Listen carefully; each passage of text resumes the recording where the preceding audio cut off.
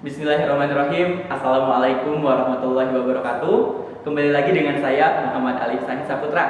Pada kesempatan kali ini saya akan membuat video pembelajaran implementasi daripada seni tari kreasi. Kira-kira seperti apa?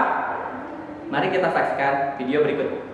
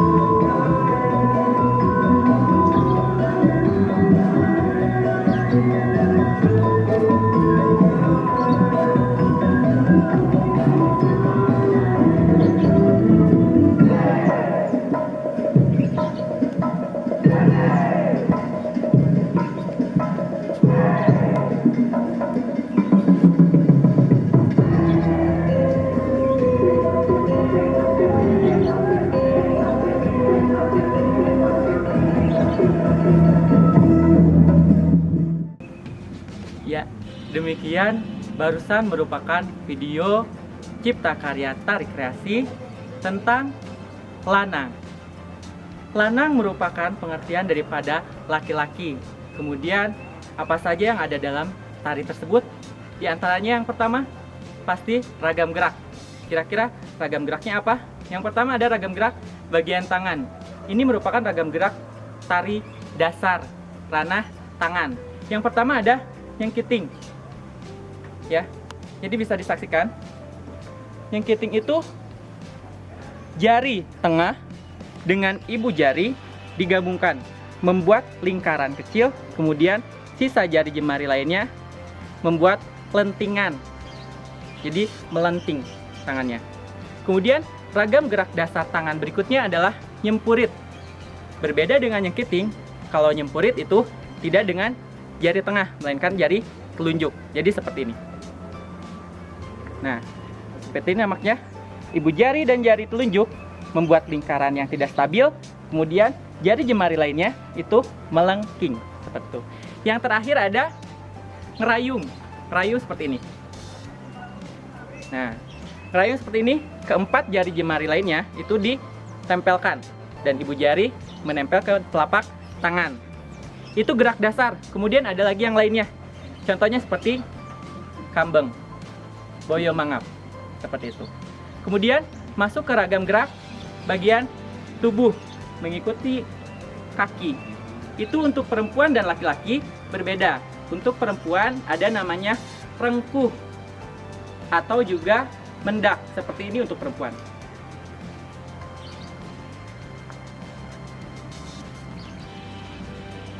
Ini rengkuh atau mendak untuk perempuan. Dan untuk laki-laki, rengkuh atau mendaknya biasanya disebut juga dengan kuda-kuda. Seperti ini. Ini untuk laki-laki. Nanti ketika mau dibelokkan ke kanan ataupun dibelokkan ke kiri itu namanya hoyong. Sebelah sini dan sebelah sini. Seperti itu. Kemudian ada gerakan bagian bahu dan pinggang digabungkan. Biasanya namanya obah bahu. Jadi seperti ini.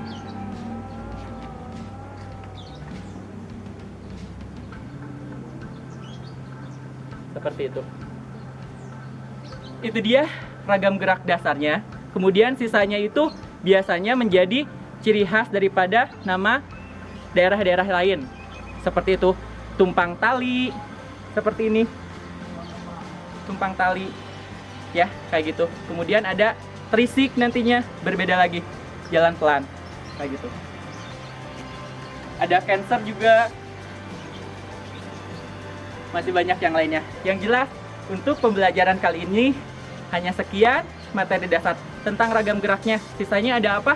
Yaitu tentang ruang, waktu, dan tenaga. Dari tari tadi, video yang telah kita saksikan, ruang itu ada dua, ruang penari dan ruang yang diciptakan oleh penari itu sendiri. Untuk ruang penari biasanya seperti ini, lapangan ataupun tempat pementasan. Kemudian ruang yang diciptakan penari yaitu saat penari melakukan gerakan. Contohnya seperti ini, melakukan agem dari tari Bali. Yang ruangnya tuh ini ruang penari, ini ruang penari ya, itu yang ruang penarinya. Sisanya yang lain apa? Setelah ruang penari ada waktu. Waktu juga sama, terbagi jadi dua. Pertama, waktu kategori estimasi iringan musik bagi tari. Kemudian ada waktu daripada gerak itu sendiri, seperti pelan, cepat, dan sedang. Contohnya ketika ukel pelan. Ukel pelan seperti ini. Ini ukel pelan. Ukel sedang. Ukel cepat. Seperti itu. Kemudian berlanjut daripada waktu ada tenaga. Nah, bagi tenaga sama juga, terbagi menjadi 3. Di antaranya ya, tenaga lemah, tenaga sedang, dan tenaga kuat. Untuk tenaga lemah, contohnya seperti ini.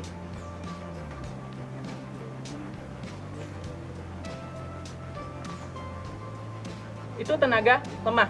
Tenaga sedang,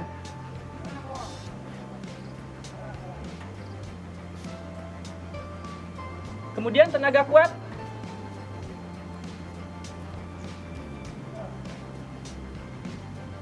seperti itu. Ada lagi yang penting dalam pembuatan karya tari atau melakukan tarian. Di antaranya ada pola lantai. Nah, untuk pola lantai itu adalah batas penari melakukan gerakan, jangkauan gerak, kayak gitu. Seperti ini. Untuk ranah pola lantai itu bisa berbentuk huruf, entah itu A kalau penarinya 3 misal. Ada dari sini ke titik depan, ke titik samping. Kemudian ada di tengahnya 1. Membentuk pola lantai huruf A. Jadi batasan yang dilalui oleh penari menciptakan suatu ruang, kayak gitu. Kemudian setelah pola lantai ada lagi level. Untuk level ketika melakukan tarian itu ada 3. Pertama, level rendah. Kedua, level sedang. Ketiga, level tinggi. Level rendah itu apa sih? Nah, level rendah itu adalah batasan minimal penari melakukan sebuah gerakan. Pada pengetahuan umum, batasan minimal itu adalah duduk. Duduk seperti ini misalnya ketika menari. Ya. Seperti ini. Atau melakukan ini. Duduk. Tapi dalam penerapannya ada masih batasan yang lainnya, paling rendah yaitu melentang. Seperti ini. Nah, ini batasan rendah ketika membuat kreasi tari yang sesuai dengan temanya, entah itu ular atau apapun itu. Kemudian masuk ke level sedang. Level sedang itu batasan jangkauan penari melakukan gerakan dari titik terendah hingga titik tertinggi. Contohnya itu berdiri. Ini batasan sedang. Kemudian yang terakhir ada level tinggi. Level tinggi itu yaitu tentunya tubuh penari tidak menapaki lantai. Itu contohnya melompat. Seperti itu. Oke. Kemudian ada lagi dalam pembuatan tari jangan melupakan rias busana dan properti. Untuk rias dan busana saya contohkan seperti ini. Busana penari laki-laki. Pertama ada ikat yang saya pakai, kemudian irah-irah yang menjadi tumpuan daripada ikat itu sendiri. Kedua ada atasan, pakaian yang dikenakan. Kemudian ada bawahan, celana. Ada jarit atau kain. Kemudian ada ikat pinggang. ada adai. Kemudian ada stagen. Yang hitam ini stagen. Begitu. Sisanya masih banyak yang lainnya, bergantung dengan tari yang dibawakan, tari yang ditemakan, dan tari yang dipertunjukkan seperti itu. Kemudian untuk rias, saya menggunakan rias putra. Di sini tentu saja ya riasnya seperti ini, bisa kalian lihat.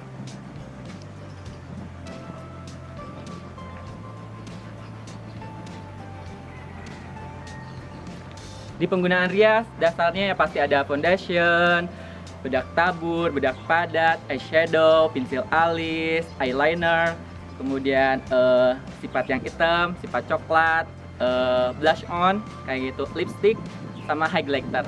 Sisanya masih banyak yang lain sesuai dengan kreasi periasnya, kayak gitu. Dan yang terakhir itu ada properti dalam tarian itu bergantung dengan tema yang dibawakan daripada tarian yang akan dipertunjukkan. Untuk tari kali ini saya tidak menggunakan properti, sedangkan properti itu ada dua fungsinya yang digunakan sesuai dengan fungsinya dan properti yang digunakan tidak sesuai dengan fungsinya. Contohnya ada kipas, kemudian ada tombak, ada pedang, ada cundrik dan lain sebagainya. Ternyata lumayan lelah juga. Jadi intinya seperti itu sih video pembelajaran kali ini. Jangan lupa ya, kita kan sama-sama belajar. Jadi jangan berhenti-berhentinya cari ilmu dari narasumber lainnya. Seperti itu. Saya akhiri untuk pertemuan kali ini. Terima kasih banyak. Wabillahi taufiq wal hidayah. Wassalamualaikum warahmatullahi wabarakatuh.